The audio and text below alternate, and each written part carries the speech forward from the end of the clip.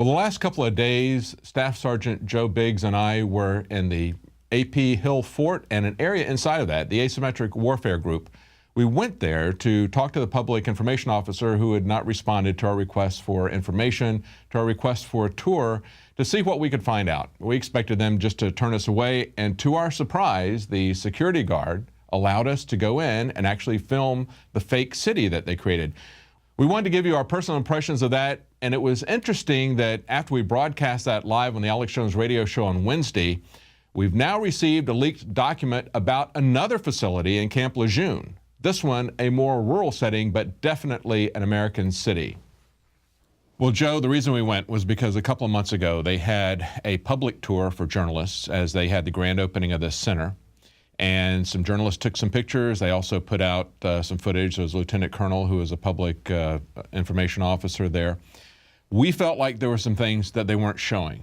And we wanted to talk to them and get their take on this as to make your best case as to why this isn't training against the American people. They wouldn't talk to us. And it turns out that not only are there things that they're not showing there in the original grand opening, but they've also got an agenda that's really pretty clear. If somebody in another country were building this kind of detailed American city and training on it, what would we think? Well, first off, we think that they're, planning to attack us, obviously. Yeah. And the second if the Russians thing, were building this, or the Chinese, right? The second thing we would go do is build up an exact mock site of their territory as well, so we could train to fight there. And just like I said, in the military, you train to fight. So that means if you're training to go to a desert, theater, a warfare area there, you're going to train in desert. You're not going to train in a jungle atmosphere for any reason. And there was a guy, when they did the drills and the urban warfare drills in L.A., the guy they talked to from the military said exactly that. He said, if we're going to fight in the mountains, we train in the mountains. If we're going to fight in the desert, we train there. We're training to fight in the cities. And of course, they're trained to fight with the police, which is also very interesting. It was just a couple of months ago as well that Vladimir Putin was on a press show with a European journalist, and he was talking about the missiles, and the journalist said, well, those are pointed at Iran, not at Russia. And he just started laughing at him. We know when they're doing this, but we want you guys to see what this looks like. We want the people to see what we saw there and see the details of what they're doing. And it's not the only facility. Today, we also had a leaked document that Mikhail Thalen reported on, that they're doing this at Camp Lejeune. Yes. And it's very detailed in many other ways, and it doesn't even have a mosque. And I believe that even though there's a mosque there, and it's one of the predominant structures as you're driving by is the mosque, and it's very tall, and you see that. I believe that that's really kind of a beard. I think that they're just putting that up there as cover because the rest of the place is so Americanized. Yeah, from the outside view, really all you can see just from the Fort AP side on the road is that barbed wire and the top of the mosque. It's to give you that impression that, from the outside looking in, that's what it's, it's a normal training facility like 29 Palms or some of the spots we have in Kuwait that represents the theater that we're going to go in to fight. And so many people support all of this and give it a pass because they believe that the war on terror is a war against Muslims, and they don't like Muslims. So many people who are conservative. And so that's exactly what's happening here. They're using this structure to give them cover for what they're doing. And we were warned about this at the very beginning of America from Madison, one of our presidents, one of the founders, who said that if oppression and tyranny comes to the United States, comes to this land, it will be under the guise of fighting a foreign enemy. And he said historically, the instruments of fighting foreign wars abroad have become instruments of oppression and tyranny at home.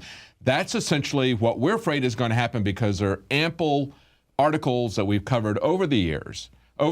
Many times it's been leaked, in addition to this one that just came out, showing what their real agenda is, showing how they're moving against the Tea Party, showing how they're moving at Christians and conservatives and libertarians. Well, it's leading up. I mean, I was just reading an article, and it was called What Makes You a Terrorist? Any American who has more than a 7-day supply of food is considered a domestic terrorist. Buying flashlights, paying with cash, belief in conspiracy, owns precious metals, buys guns and ammo, and then now the Army's going out and building this training facility that looks just like an American city. Yes. It can only lead to one thing, and it's not a good thing. Let's take a look at this. Let's take a look at some of this footage. Now, when we drove around, we have some footage where we're kind of taking a drive-by. And the amazing thing about this was that we were just given a pass to go in. We showed the lady at the gate. This is a secured area inside of the fort. And so this is inside AP Hill.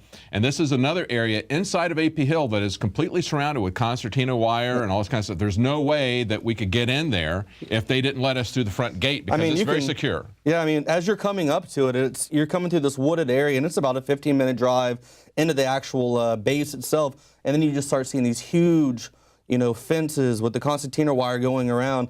You see Humvees and all these very brand new buildings with asymmetric warfare logos on it.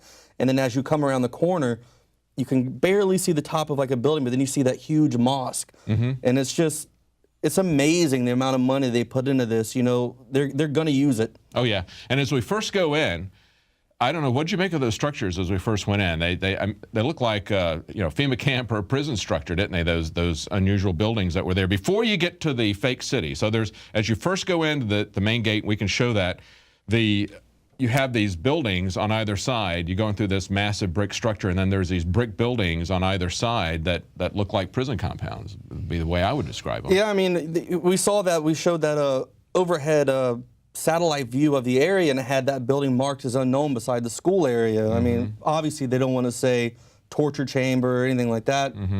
It doesn't sound so good. But when you get in there like we did, and we actually had that chance to look in through the window and see, you could see the medical table, you could see the chairs around it, and you could see that door that goes underground. I've seen that in a lot of places. They call them hot boxes or something like that. They throw someone in there, lock it up, and leave you in there until you sweat it out, and you're going to give up that information. And so we saw also the soccer field was a landing zone. Yeah, that doubled as a landing zone. It was LZ30. And of course the school was close by, and as we see in a lot of these documents, as we see in this leaked document from Camp Lejeune, they're talking about how they would use the high school gymnasium as a holding area for quote-unquote evacuees. So I guess those would be people that they're going to do rendition with, right? Yeah, that sounds more like a thing. Right. Or as a detention center for prisoners of war. And that's what it looked like they had at the entrance. It looked like there were prison cells at the entrance that were separated out from the city. But inside the city, all the details were American. They had a First Street, Main Street intersection. You had things like newspaper stands, phone booths, which ATM. are kind of obsolete. Yeah, an ATM. The one thing they didn't have, which we have everywhere in American cities now, is surveillance cameras. They didn't have that everywhere on every corner of the place. So that was a little bit different. You and I both had a really weird feeling as we're walking through there. It was like being the last survivors after a nuclear, biological, chemical attack or whatever, with nobody around this ghost town. Yeah, I mean, the first gate we went into was like the entrance to Jurassic Park.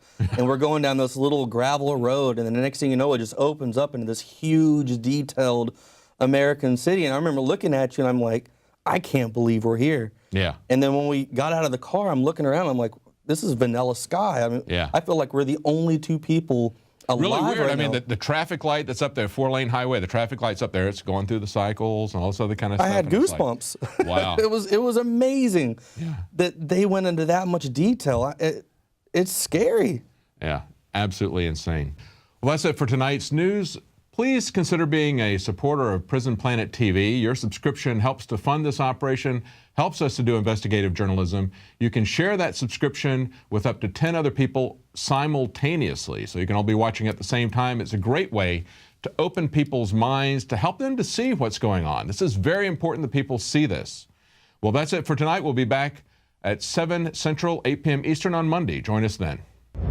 Tune in to prisonplanet.tv for an extended broadcast.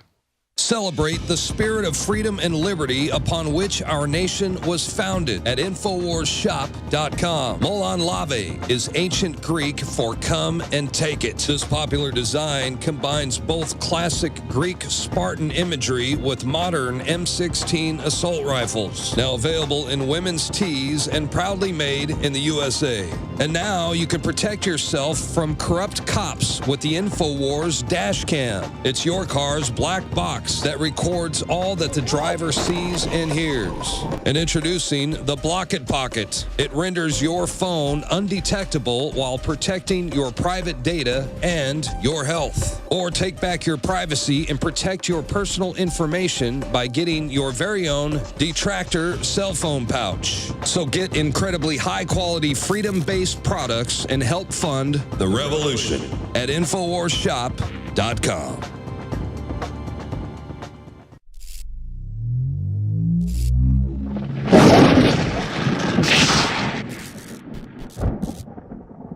I think it's only fair we should talk about Obamacare, and that rhymed. Recently, the Daily Caller has been covering the new taxes that are coming online that will burden state government Medicaid programs to the tune of $37 billion over the next decade. States are now scrambling to keep their Medicaid and Medicare programs actuarially sound to keep them compliant with the 1997 federal law that requires them to remain free of debt. These new taxes pale in comparison to the $150 billion in new taxes health insurance companies will have to foot in the next decade. Customers are already feeling the pain by being kicked off or having huge increases in their existing plans. But remember what Obama said. If you've got health care already, then you can keep your plan if you are satisfied with it. If you like the plan you have, you can keep it. I intend to keep this promise. If you like your health care plan, you'll be able to keep your health care plan. You like your plan and your doctor, you can keep them. You can keep your doctor, you can keep your plan. You like your current insurance, you keep that insurance.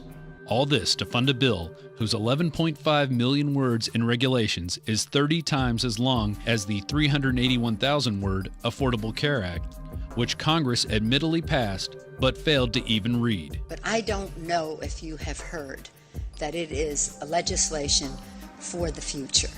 Not just about health care for America, but about a healthier America. But we have to pass the bill so that you can find out what is in it. What does this mean to you?